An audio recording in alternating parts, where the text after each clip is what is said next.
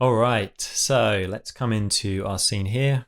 I'm just going to clean this up a little bit by deleting our grid and our scatter from our last lesson. We're not going to need that. I'm going to come down here, just delete these nodes as well. We don't need those. Just clean that up a bit. So up until now, we've used normal and up to align our instances. But next we're going to have a look at the slightly abstract, a little bit more weird idea of quaternions. So often I just use normal and up for simple setups. But if I know that I'm going to want to rotate or animate the rotation of my instances later, this is where I will usually use quaternions. Now, quaternions themselves are a little bit tricky to understand. I'll be honest, I don't really understand the maths behind how they work myself. But the thing is, we actually don't even need to understand them to be able to use them. They're a bit like a sort of magical black box thing that have a few functions that will make our life much easier when it comes to rotating things later on. So as an example, let's just come here and put down an attribute randomize.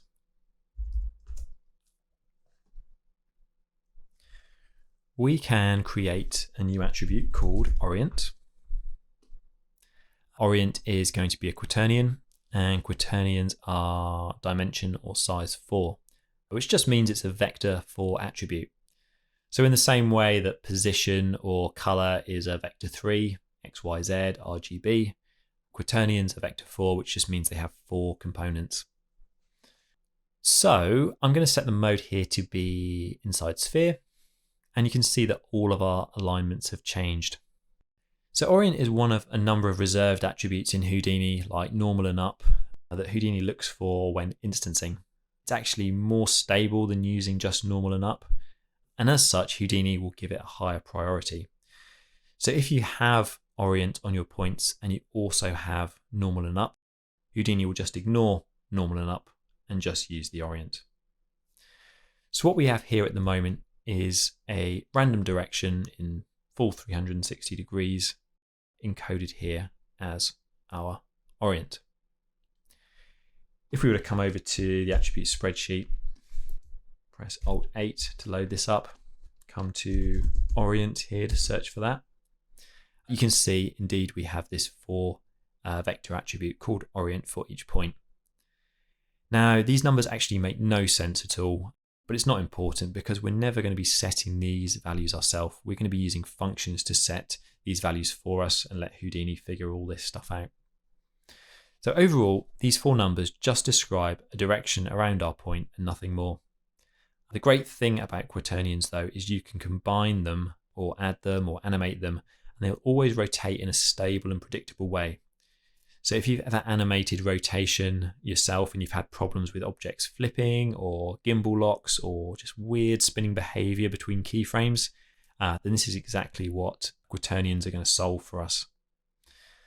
So let's just delete our attribute randomize and let's set this up properly here.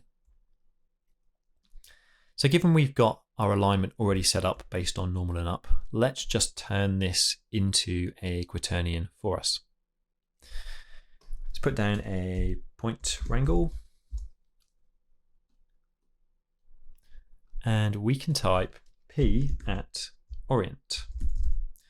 So already this is a little bit confusing. Like if you had a float attribute, you'd type F at. If you had a vector, you'd type V at. So for a vector 4 or a quaternion, you type Q. You type P. I would have thought it would be Q for quaternion, but there you go. So it's just P at Orient equals, and we're going to type quaternion. And you can see we've got a couple of functions here, or a couple of ways we can use the quaternion function. And these top 2 are the main ways that I use anyway. So there's no direct way to take our normal and up and could turn this into a quaternion, but we can use this top function to kind of bypass this and create a matrix which will then turn into a quaternion. So a matrix is just another way of defining a transform. It could be just like an orientation, or it could be a full-blown scale, rotate, transformation. We'll get into this a little bit more later, but for now, just know that we are going to be able to convert our normal and up into a matrix, and then that can be converted into our quaternion. So it sounds a little bit complex, but bear with me and just see if you can follow along for now.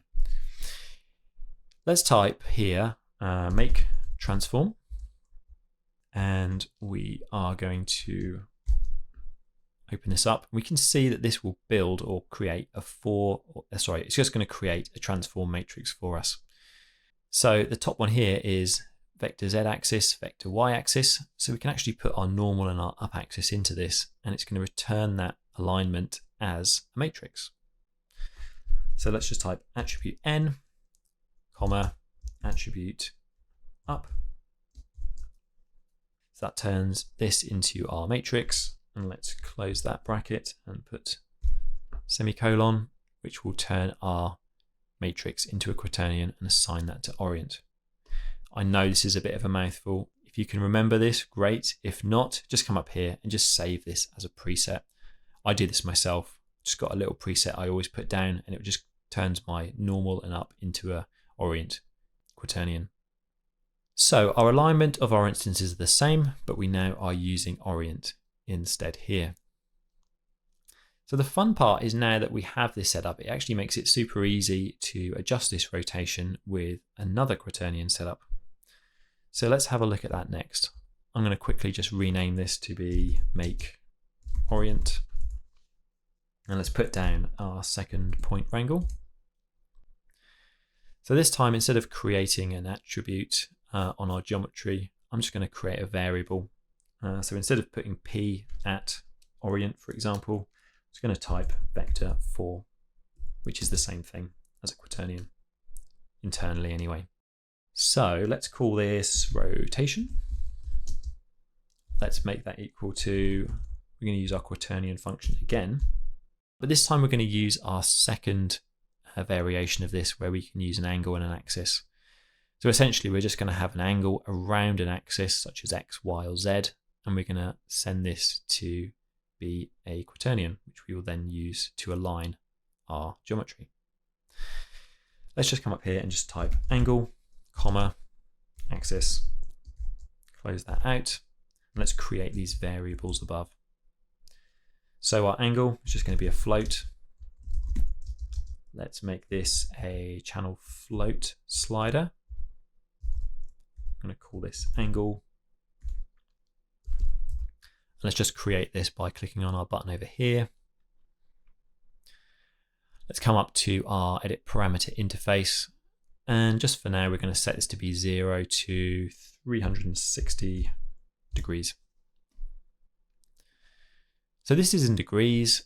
Houdini works in radians, so we need to convert this into radians. So let's just type radians, put that in brackets. That's our angle setup. For our axis, we're going to do vector axis. We're going to type channel vector axis. Just click on this. And this is essentially going to be the way we can control which axis we rotate around. So if I set this to be 1, x, y, z, this is going to rotate around our z axis. So one thing we also need to do and need to be careful of is if we are using axes like this within the quaternion, anytime in fact we are often setting an axis, we probably want to normalize this. So we're just going to type normalize, put that in brackets. And it's just going to mean that our axis here is going to have a unit length of 1. This value you could set to anything. You could set this to 10, you could set this to 100, and you're going to get a really, really long vector. So by normalizing this, it will always just shrink it down to have a length of 1. If you do have a length that's not 1, you actually end up getting some weird kind of rotation sometimes within the quaternion function. So it's always worth remembering just to normalize this. It does no harm, but at least it just kind of protects us against messing this up and causing us headaches down the line. Okay, so we have created our variable here, but it's currently doing nothing. So we need to apply this to our Orient attribute now. So we can do this by typing p at Orient equals Q multiply. And Q multiply is just a function that multiplies two quaternions. The result is basically like you are adding the rotations together. So if I was to say, let's take RP Orient as our first quaternion, we'll take the rotation we've just set above as our second. Going to multiply them and return them to our Orient here. Now if I to spin this angle, you can see we're actually now rotating around our z-axis. This is super cool because even though these instances are all pointing in different directions, the result of setting this up in this way, with our axis being the z-axis and our angle being controlled here, is we are always rotating around our local z-axis. So it's a very nice controllable way to set up sort of alignments of our instances. So you can obviously do it like that. We could duplicate this again. We could instead set this to be y. Now we are rotating around our y-axis, which if you remember from before was our green face. So you can see here as we are rotating this, green face is now rotating around here. We could do this again, stack these up. We could now set this to be 1 on x. Now, if you remember, x was our red. Let's find some red faces we can actually see. Here we go. So now if I rotate along here, you can see we're just rotating nicely along that x-axis. So the weird thing is, if we go back up to the top here and we were to rotate our Z again, you can see things are kind of a little bit funky now. We're not getting a perfectly like sort of stable rotation. And the reason for this is because we've gone ahead and we've just adding and stacked up these rotations on top. So we're effectively rotating the bottom one, but the other rotations on the top make it look a bit wonky. But the good thing about this is we can say we just want to rotate again around our z-axis. We can just copy this one again, drag it to the bottom of our list, make sure it's set to be z, and if we rotate here, you can see we're now rotating around our z-axis again.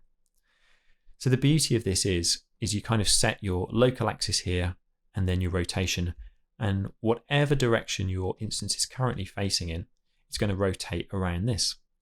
So it's a really, really nice way of setting up things.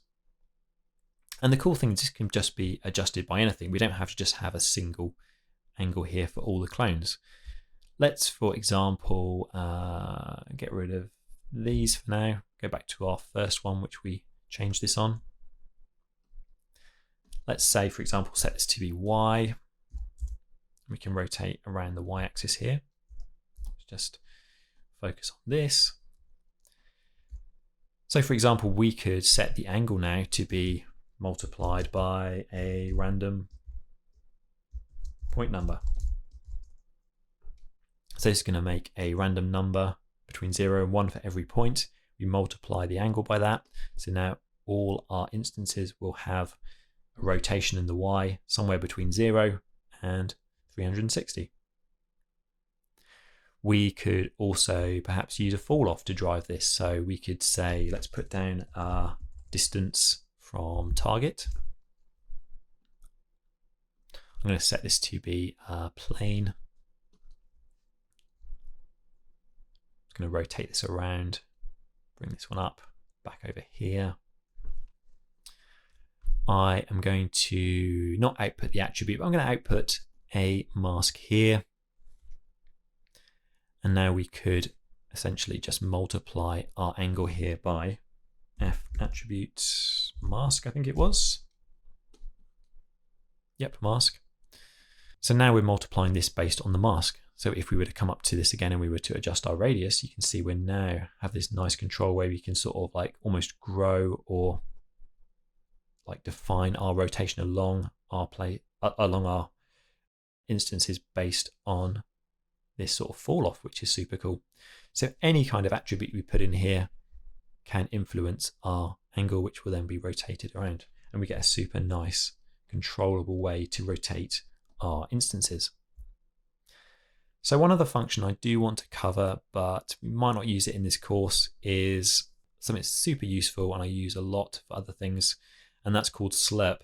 And this stands for spherical linear interpolation, but it's a really great way to actually blend between two sets of quaternions. So just for an example, let's say we have our current rotated set of instances here, and say we just wanted to go back to our original set and we want to blend nicely between these two. Let's just put down another point wrangle here. I'm going to drag that in between this and the end. Now I just want to get our original Orient value before we change this. So I'm going to drag the output of this into our second input. And let's just copy this to a local variable. So let's type vector 4. Let's call this O2 for second Orient, something like that. And we can grab this using the point function. So we're going to grab this from our first input. So our inputs here go from 0. So this is input 0 with our geometry. This is input 1, which we've loaded it into, input 2, input 3. So from our first input, we're going to load our Orient attribute based on our point number. So we've got that stored now. We can now say p at Orient equals slurp, S-L-E-R-P, and we can do p at Orient. We're going to blend between this and our value we've just stored. The last thing we need is just kind of like a bias or a mixing factor. So if I put channel float, let's create a slider called mix. Create that slider. Done something wrong here, probably not got, I've missed the semicolon on the end. So now essentially this slurping function will allow us to mix between our original set of Orient, which was from up here, and our rotated set, which is here. So you can see we get a really nice blend. And that's the other good thing about Quaternions, is when you blend them between them, you actually get the nearest sort of direct path between the rotations. So there's no weird twisting or strange sort of flipping of things. They're just a nice, clean rotation. You could even just put down what we had before, which was our attribute randomize. Just another example. Let's just randomize our Orient once again. Make sure it's a 4-value attribute inside sphere. So now we are mixing between a completely randomized version of our alignments and our original. And of course, this mix could be an attribute, it could be a fall off, it could be anything, but it's just a very nice way to control things. So let's just go over those functions again, just so we can remember them. We've got our original function here, p orient equals quaternion, make transform at n and up. Again, I would say this is a preset just so you have this, and this will convert our normal and up into our Orient. And then let's take our, let's actually copy this one out. I'm going to delete this bit for now. This was just the example. I'm going to remove our mask from this bit. So this second set here, this essentially was creating an angle, creating an axis.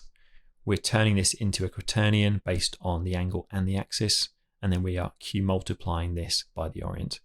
So essentially here we can just set this to be 0. We can set this to be 1 for our x-axis, sorry, z-axis. Now we can rotate along here. So this is another one that I would probably save as a preset because it's quite useful to have lying around. You don't have to remember all the lines of code here. For now, I'm going to set this to be 0. And I think we will move on to the next section for now. I know this was quite a heavy lesson with a lot of theory, but we are going to be going over this again later. And I think this will make a lot more sense then. So even if you just kind of half grasp the basics here, it should make much more sense when we go over this in context when we're actually aligning our actual plants on our geometry.